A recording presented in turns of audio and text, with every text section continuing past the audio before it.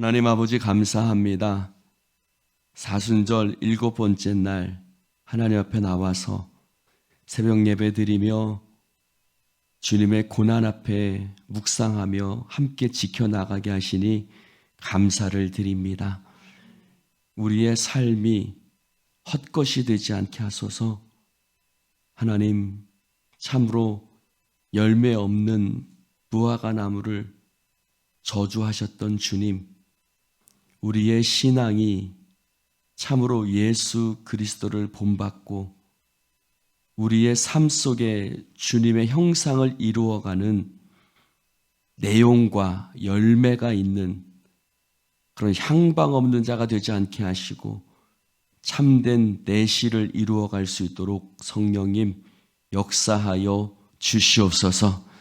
이 사순절을 통해서 더욱더 우리가 그러한 아버지 믿음의 방향 가운데 서게 하여 주시옵시고, 하나님 주님의 고난을 깊이 묵상하며 예수의 흔적을 갖게 하여 주소서.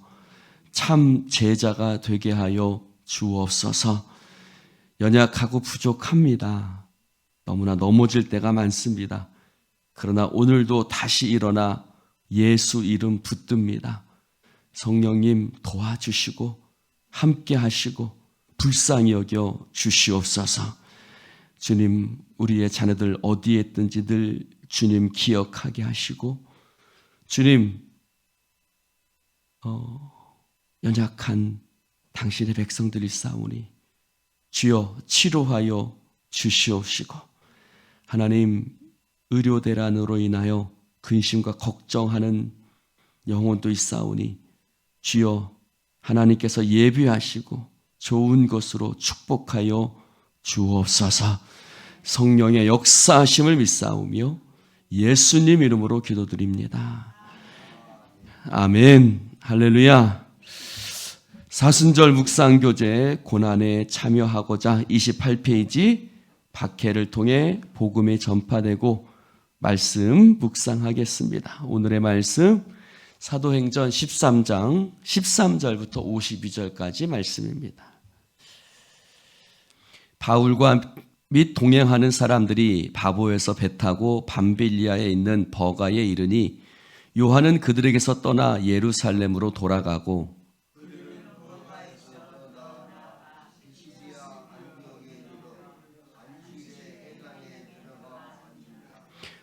율법과 선지자의 글을 읽은 후에 회당장들이 사람을 보내어 물어 이르되 형제들아, 만일 백성을 권할 말이 있거든 말하라 하니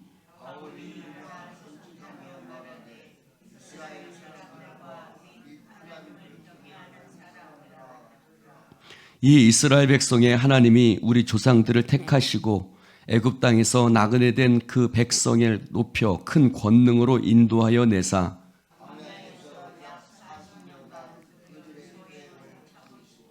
가나안 땅 7족속을 멸하사 그 땅을 기업으로 주시기까지 약 450년간이라.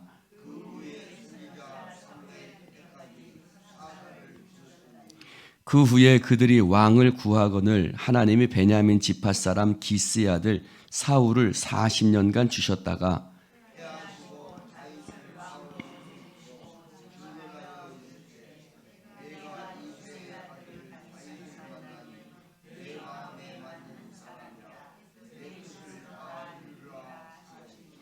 하나님이 약속하신 대로 이 사람의 후손에서 이스라엘을 위하여 구주를 세우셨으니 곧 예수라.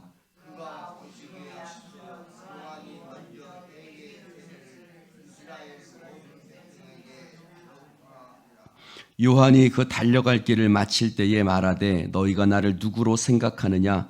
나는 그리스도가 아니라 내 뒤에 오시는 이가 있으니 나는 그의 발에 신발끈을 풀기도 감당하지 못하리라 하였으니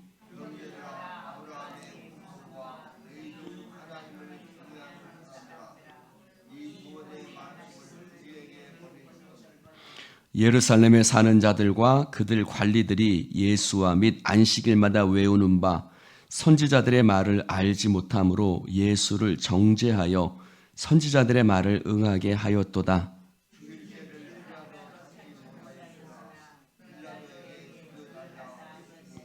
성경에 그를 가리켜 기록한 말씀을 다 응하게 한 것이라.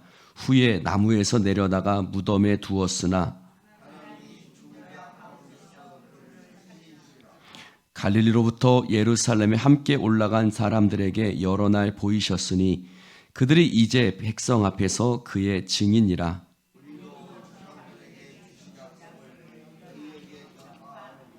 곧 하나님이 예수를 일으키사 우리 자녀들에게 이 약속을 이루게 하셨다 함이라. 시편 둘째 편에 기록된 바와 같이 너는 내 아들이라 오늘 너를 낳았다 하셨고,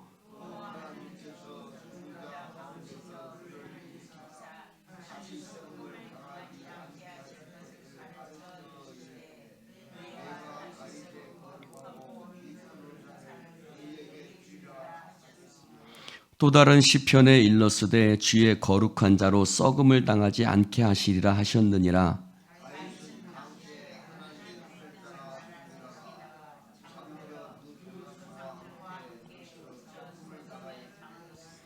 하나님께서 살리신 이는 썩음을 당하지 아니하였나니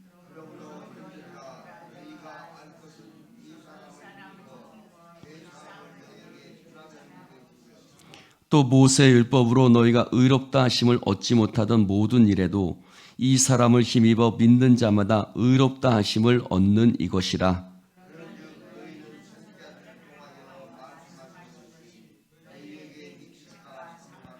일러스되 보라 멸시하는 사람들아 너희는 놀라고 멸망하라.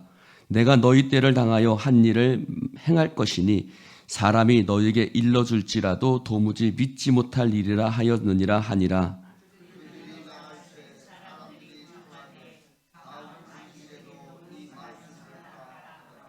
회당의 모임이 끝난 후에 유대인과 유대교에 입교한 경건한 사람들이 많이 바울과 바나바를 따르니 두 사도가 더불어 말하고 항상 하나님의 은혜 가운데 있으라 권하니라.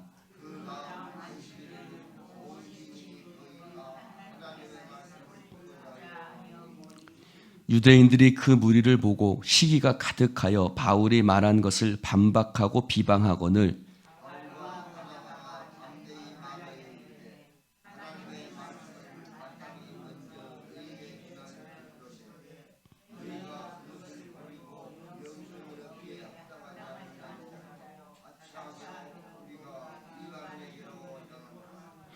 주께서 이같이 우리에게 명하시되 내가 너를 이방의 빚으로 삼아 너를 땅끝까지 구원하게 하리라 하셨느니라 하니,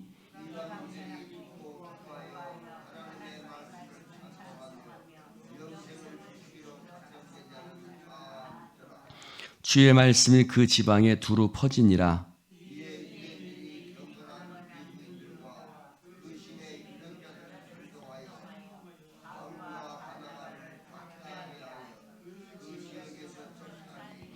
두 사람이 그들을 향하여 발에 티끌을 떨어버리고 이고니온으로 가거늘 제자들은 기쁨과 성령이 충만하니라. 아멘. 할렐루야. 오늘 말씀은 어제에 이어서 이제 구브로를 떠나서 이제 그 다음 비시디아 버가와 안디옥에서 일어난 그러한 일들을 우리가 함께 살펴보고 말씀을 나누고자 합니다. 구브로에서 거짓 선지자 박수 바예수라는 자들을 그 귀신을 쫓아내고 또 그렇게 그곳에서 권능을 사도 바울이 행했습니다. 오늘 버가에서 일어난 일들을 말하고 있는데 두 가지 변화가 있지요. 하나는 오늘 말씀해 보니까 13절에 한번 같이 읽어볼까요? 시작. 바울과 및 동행하는 사람들이, 거기까지요. 구브로 섬까지는 누가 리더였어요? 바나바가 리더였죠. 근데 13절부터는 바울과 및 동행하는 사람들이, 즉 바울이 리더가 되고 나머지 사람들이 함께 가는, 즉 바울이 리더가 되어 그 무리를 이끌어가게 되는, 전도 여행을 하게 되는, 그래서 13절은 바울과 및 동행하는 사람들이라고 시작하고 있습니다. 그 사람들하고 누굴까요? 바나바와 마가겠죠. 자, 저를 한번 봅시다. 그러나 바나바는 처음에는 바나바가 바울을 어떻게 했어요? 사람들에게 소개해줬고 또 다소에 가서 데리고 왔고, 그래서 바울이 핍박자였다가 이렇게 교회의 지도자가 될 수 있도록 세워준 사람이 누구냐면 바나바였어요. 그러니 내가 키운 사람이 바울인 거예요. 근데 내가 키운 바울을 하나님께서 점점 권능으로 막 세우시고 그 전도팀의 리더가 되게 하시거든요. 나는요, 뭐 바울이야 그렇다 칩시다. 그럼 나는, 바나바 나는 뭐가 됩니까? 내가 키운 사람의 뒤따르는 자가 되는 거죠. 그럼에도 불구하고 바나바는 어떻게 했어요? 끝까지 함께 했던 거죠. 하나님께서 바울을 높이시고 자신을 낮게 하시는 것을, 하나님이 바울을 사용하시고 자신은 그곳에 뒤따른 자가 되게 하시는 것을 바나바는 받아들이는 거예요. 할렐루야. 인정하는 거예요. 아, 하나님이 이렇게 역사하시는구나. 하나님이 바울을 쓰시는구나. 아, 나는 그 밑에서 이렇게 섬기는 자가 되게 하시는구나. 내가 키웠는데. 바나바가 없었으면 바울은 거의 없었거든요. 세례 요한이 뭐라고 얘기하죠? 나는 쇠하고 예수님은 흥하여야 합니다. 세례 요한의 제자들이 받아들였겠어요? 무슨 말입니까? 그랬겠죠. 그러나 세례 요한은 무슨 그런 소리냐? 예수님이 흥하시고 나는 쇠하여야 할 것이다. 바나바도 마찬가지죠. 무슨 일을 하든지 하나님께 영광. 내가 낮아질지라도 하나님의 일이, 하나님이 영광 받으시고 하나님의 일이 흥하면 오케이, 상관없어. 그렇게 되는 거예요. 즉 자신의 위치, 자신의 입지, 자신의 어떤 그런 것들이 상관없는 거죠. 할렐루야. 사도 바울도 감옥에 갇혔을 때 뭐라고 얘기합니까? 사나 죽으나 나는 그리스도의 것이다. 그럼 바울 감옥의 속에서 바울은 낮아졌거든요. 그래서 사도 바울은 괜찮아. 내가 낮아지면 어때? 내가 사나 죽으나 하나님의 것인데, 내가 사는 것이 그리스도니 죽는 것도 유익함이라. 할렐루야. 사랑하는 성도 여러분, 제가 연합해서 사역을 할 때 처음에는 그것을 받아들이기 쉽지 않았어요. 그러나 곧 그것을 받아들이고 나니 굉장히 마음이 편해졌어요. 내가 아니어도 하나님이 쓰신다는 것, 그것을 받아들이는 것이 처음에는 쉽지 않았지만 그것을 받아들이니 오히려 하나님께 큰 영광이 되었었죠. 여러분, 그러나 교회 안에는 나보다 나중이었던 사람이 나보다 더 먼저가 되는 것을, 그런 경우도 있어요, 없어요? 있지요. 많지요. 그것을 받아들이지 못하는 경우도 참 많습니다. 시기와 질투로 교회를 분열시키는 경우들이 있지요. 스스로 교회의 장애물이 되기도 합니다. 그래서 수많은 교회에서 많이 봅니다. 오늘 마가가 그랬습니다. 마가는 특별한 이유는 나와 있지 않지만 여러 가지 이유를, 아마도 마가는 그것을, 그 힘든 여정을 견뎌내지 못했을 것이다 라는 추측을 하는 사람도 있고, 또 어떤 사람은 마가는 누구를 따라왔어요? 바나바를 따라왔습니다. 삼촌이었죠. 근데 바나바를 따라왔는데 자신의 삼촌은 낮아지는 거예요. 자신이, 그 삼촌이 키웠던 바울은 높아지는 거예요. 마가는 그것을 받아들이기 쉽지 않았을 겁니다. 더군다나 그는 삼촌 손에 이끌렸거든요. 마가는 바울이 이끌어가는 것을 용납할 수 없었을지도 모릅니다. 그래서 바울은 더군다나 버가에서, 한번 말씀을 여기 지도를 한번 봅시다. 안디옥에서 살라미, 바보, 그리고 버가, 안디옥으로 갑니다. 여러분, 버가에서 사역할 수 있었습니다.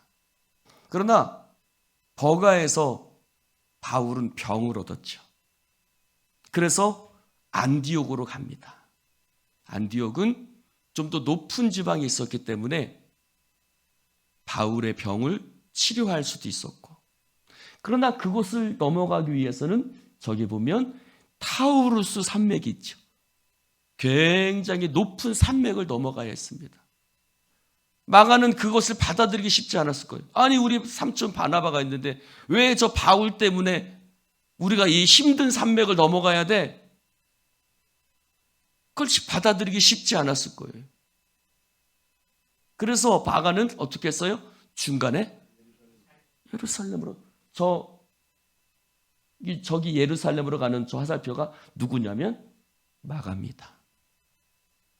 저기 버가에서 예루살렘으로 돌아간 게 바로 마가입니다.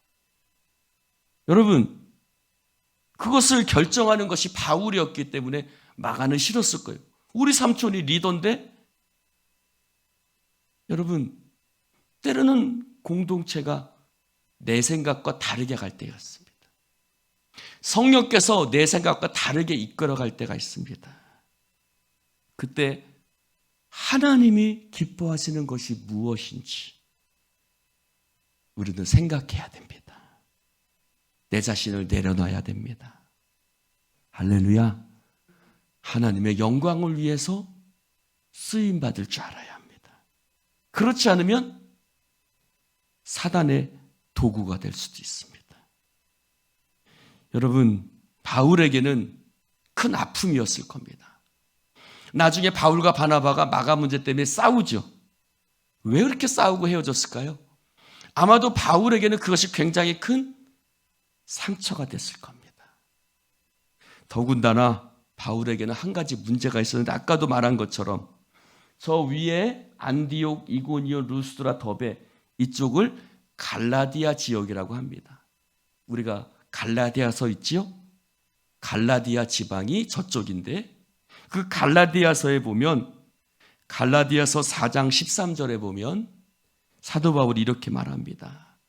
내가 너희들한테 복음을 전할 때에 육체의 연약함으로 말미암아 너희들 가운데 복음을 전했다라고 써져 있습니다. 즉, 사도 바울은 뭔지는 모르지만 아마 풍토병에 걸렸던 것 같습니다.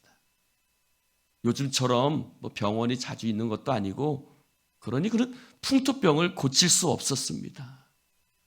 그래서 저 좀 더 좋은 곳으로 가야만 하는 그런 불가피한 상황이 있습니다. 근데 문제가 있었습니다. 아까도 말씀드린 것처럼 타우루스 산맥을 넘어야 했습니다. 자, 한번 생각해 봅시다, 여러분. 3명이 같이 떠났어요. 근데 젊은 마가는 중간에 이탈해 버렸어요. 본인은 병을 얻었어요. 그렇게 된 것이 자기 본인 때문이라고 생각했을 수도 있어요. 왜요? 자기가 병 걸렸으니까 그렇게 됐거든요. 근데 그 와중에 힘든 저 타우루스 산맥을 넘어야 했어요. 여러분, 걸어서 200km가 넘는 길이었고 높은 산맥을 넘어야 했으니, 거기는 바울이 강도의 위협이라고 말했던, 칼의 위협이라고 말했던 것이 아마 저 타우루스 산맥을 말할 것이다. 얼마나 힘들었겠어요. 포기할까? 우리도 돌아갈까? 누가 말한 것도 아닌데, 내가 돈 받고 가는 것도 아니고, 지금 돌아가면 어때? 아니면 다시 그냥 안디옥으로 갔다가, 아니면 고향으로 갔다가 좀 쉬었다가 병을 고치고 다시 갈까? 수없는 갈등이 일어나지 않았겠어요, 여러분? 근데 그 병든 몸을 이끌고 마음은 아프고 힘든 상태에서 산맥을 건너가는 거예요. 그리고 안디옥으로 가는 거예요. 그 마음이 어땠을까?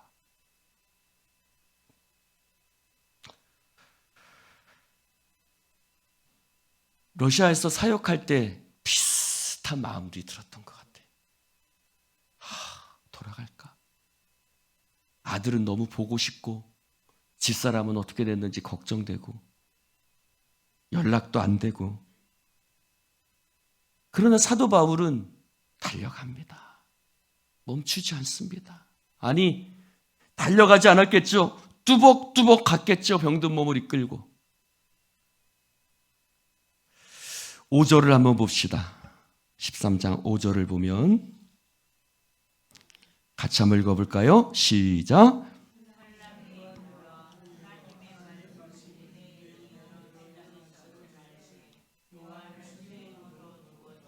여기 수행원이라는 말이 나옵니다. 여러분, 수행원이라는 말은 휘페레테스라는 말입니다. 휘페레테스.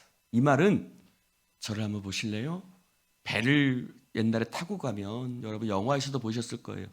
배 밑에 배너에서도 나오고 이순신이라는 영화에도 나오는데 배 밑에서 노를 젓는 사람들 있죠? 요즘은 뭐 그렇게 안 하겠지만 배 밑에서 동쪽으로 서쪽으로 빨리 뭐 천천히 이렇게 하면 막 노를 젓는 사람들이 있습니다. 그 사람들을 휘페레테스라고 합니다. 그것을 수행원이라고 얘기를 하죠. 그는 자신이 스스로 결정하지 않습니다. 선장이 방향 정하는 대로 순종하며 자신의 일을 묵묵히 하는 거죠. 요한은 휘페레테스였습니다. 우리는 하나님의 휘페레테스입니다. 아멘입니까? 우리는 하나님의 휘페레테스입니다. 성령께서 이끄시는 대로 내게 주어진 역할을 묵묵히 감당하는 하나님의 일꾼입니다. 고린도전서 4장 1절에 보면 우리가 잘 아는 마땅히 사람이 우리를 그리스도의 일꾼이요 하나님의 비밀을 맡은 자로 여길지어다. 사도 바울이 일꾼이라고 얘기를 했을 때 그것이 바로 휘페레테스입니다. 사도 바울은 왜 병든 몸을 이끌고 그 산맥을 넘어서 저 안디옥으로 갔을까요? 내가 하나님의 일꾼, 배 밑에서 노를 젓는 휘페레테스라고 생각했기 때문입니다. 즉 자기 스스로 자신의 발걸음을 정하지 않고 성령께서 이끄시는 대로 내가 하나님의 복음을 전하려 하면은 나의 생명을 조금도 귀한 것으로 여기지 아니하노라 라고 얘기했던 사도 바울은 나는 하나님의 일꾼입니다 라고 고백했던 거죠. 사랑하는 성도 여러분, 이것이 종이라는 의미입니다. 내가 하나님의 종입니다. 내가 그리스도의 종입니다 라고 얘기할 때 그 종이 바로 휘페레테스, 배 밑에서 노를 젓는 일꾼을 얘기하는 겁니다. 마가는 수행원이었지만 그렇게 하지 않았죠. 돌아가 버립니다. 그러나 바울은요, 그는 휘페레테스였던 거예요. 그래서 병든 몸을 이끌고 산맥을 넘어갑니다. 사랑하는 성도 여러분, 하나님은 우리의 주인이신 줄로 믿습니다. 우리가 예수님을 주님이라고 부르죠. 그때 바로 그 주님이라고 부를 때 내가 휘페레테스가 되는 겁니다. 사랑하는 성도 여러분, 마지막으로 가장 살펴볼 것은 52절의 말씀입니다. 같이 한번 읽어볼까요? 52절의 말씀 시작.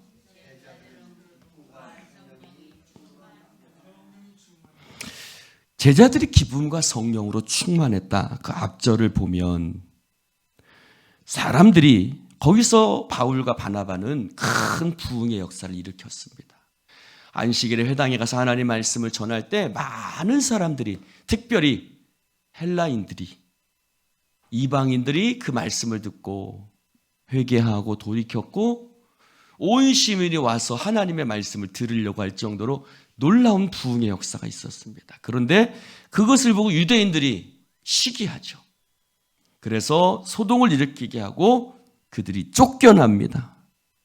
그때 쫓겨나는 그들의 모습이 어떻게 다고요? 기쁨과 성령이 충만했다는 겁니다. 이해가 안 되죠. 어떻게 쫓겨나면서 기쁨과 성령이 충만합니까? 제자들의 반응은 우리의 예상을 뛰어넘지요. 예상과 다릅니다. 사랑하는 성도 여러분, 하나님의 일을 하면서 좋은 결과를 얻을 때도 있고 좋지 못한 결과를 얻을 때도 있습니다. 내가 충성했지만, 열심을 다했지만 그 결과가 내 마음에 흡족할 수도 있고 흡족하지 않을 수도 있습니다. 그러나 내 마음에 흡족한가 흡족하지 않은가, 좋은가 좋지 않은가는 내가 판단하는 것이 아니라 하나님께 맡겨야 합니다. 할렐루야. 설교를 하고 나서도 그런 마음 들 때가 참 많아요. 오늘 설교는 참 잘 된 것 같아. 그렇다고 교만할 필요가 없죠. 오늘 설교는 죽순 것 같아. 그렇다고 낙심할 필요도 없습니다. 모든 것은 하나님이 영광 받으시고 하나님이 하시는 줄로 믿습니다. 그러므로 제자들은 기쁨과 성령이 충만했습니다. 할렐루야. 모든 것을 주님께 맡겼다는 것입니다. 사랑하는 성도 여러분, 우리가 주님의 일을 할 때 오직 주님 손에 맡기시기 바랍니다. 하나님은 합력하여 선을 이루시는 분이고, 그래서 복음은 오히려 더 갈릴리 지역으로 퍼져나갔고 더 놀라운 성령의 역사가 있었습니다. 때로는 하나님이 막으시죠. 쫓겨나게 하기도 합니다. 그러나 막으시는 것도 성령님, 쫓겨나게 하시는 것도 성령님이십니다. 하나님은 그 일을 통하여 더 놀라운 일들을 이루어 가신다는 하나님을 바라보시기를 축원합니다. 그래서 제자들은 쫓겨나면서도 기쁨과 성령이 충만했던 것입니다. 사랑하는 성도 여러분, 어떠한 때라도 주님을 믿음으로 붙드는 자, 기쁨과 성령이 충만할 줄로 믿습니다. 어떤 면에서 보면 내가 기뻐하지 못하는 것은 내 안에 내가 너무 많기 때문입니다. 내 생각이 너무 많기 때문이죠. 하나님께 맡기면 하나님이 그 모든 일들을 아름답게 이루어 가실 줄로 믿습니다.